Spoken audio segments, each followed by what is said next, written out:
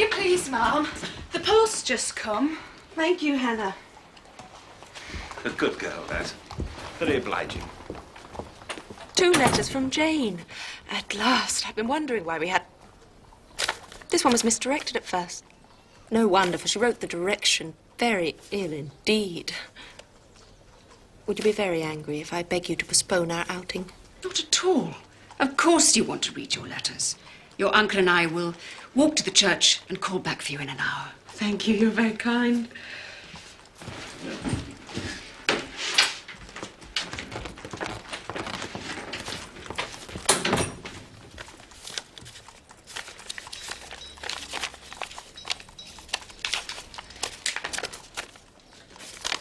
My dearest Lizzie, I hope your journey has been as delightful as you anticipated.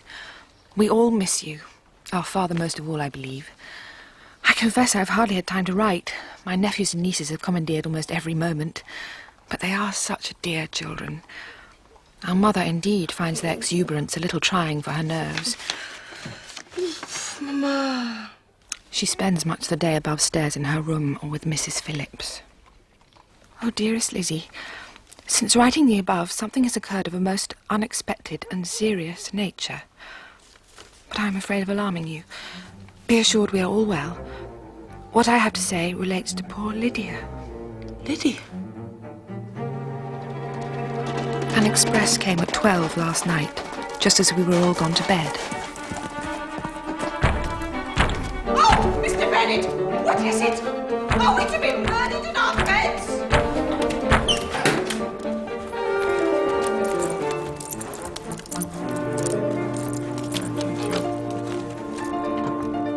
The letter was from Colonel Forster to inform us that Lydia was gone off to Scotland with one of his officers to earn the truth with Wickham. Oh, Lydia! Oh, Mr. Bennett! We are all ruined! You will imagine our surprise and shock. To Kitty, however, it does not seem so wholly unexpected. I am very, very sorry. So imprudent a match on both sides. But I am willing to hope the best, and that his character has been misunderstood. I wish I could believe it. His choice is disinterested, at least. He must know that our father can give him nothing. Yes, that is true. But how could he do this? She is silly enough for anything. But Wickham loved Lydia. Marry Lydia. There is one lady I should be very loath to part from.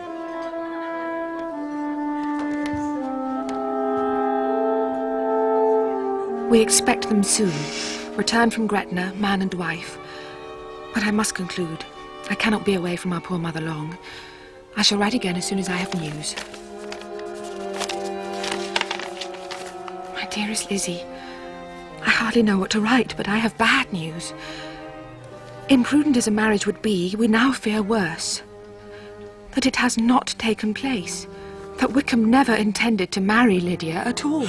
Great God, I knew it. I cannot think so ill of him. Again. Oh, poor Lydia. Poor, stupid girl. Colonel Forster said he feared that Wickham was not a man to be trusted. She was then but 15 years old. They were traced as far as Clapham, and to London our father has gone with Colonel Forster to try to discover them. Dearest Lizzie, I cannot help but beg you all to come here as soon as possible. Oh, yes. Where is my uncle?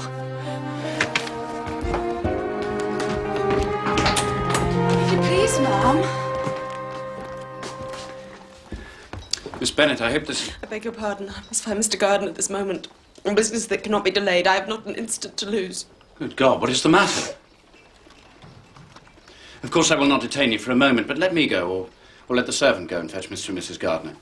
You are not well, you cannot go yourself. No, I must. Come, I insist. This will be for the best. Hello there. Would you have Mr. and Mrs. Gardner fetched here at once? They walked in the direction of... The church. The church. Yes, sir. At once. You are not well. May I not call a doctor? No, I am well. I am well. Is there nothing you can take for your present relief? A glass of wine, can I get you one? Truly, you look very ill. No, I thank you. There's nothing the matter with me. I'm quite well. I'm only distressed by some dreadful news which I've just received.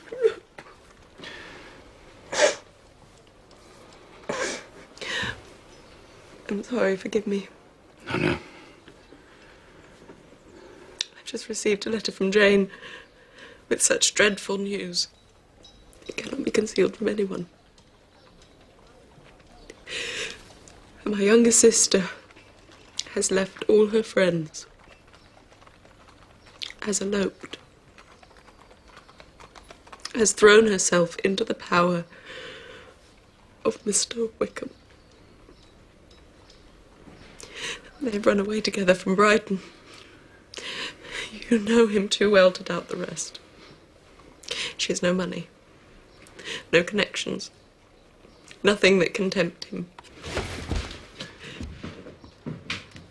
But I think that I might have prevented it. I who knew what he was. Had his character been known, this could not have happened. But it is all too late now. I'm grieved indeed. Grieved, shocked. But is it certain, absolutely certain? Oh, yes. They left Brighton together on Sunday night. They were traced as far as London, but not beyond. They are certainly not gone to Scotland. And what has been done? What has been attempted to recover her? My father has gone to London, and Jane writes to beg my uncle's immediate assistance. I hope that we shall leave within half an hour. But what can be done? I know very well that nothing can be done. How is such a man to be worked on? How are they even to be discovered? I have not the smallest hope. She's lost forever, and our whole family must partake of her ruin and disgrace.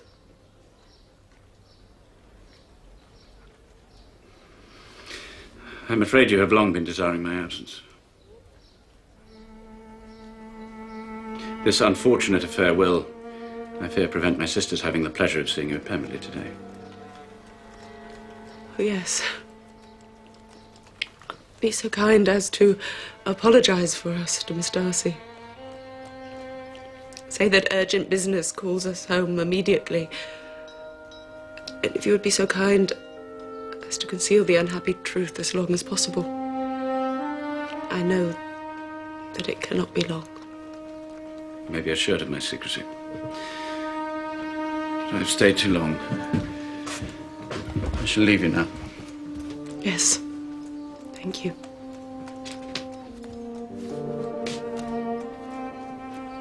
Goodbye.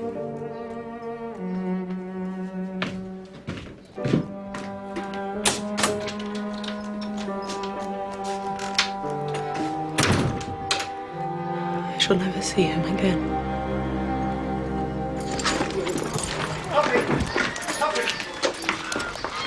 I'll tell you this is.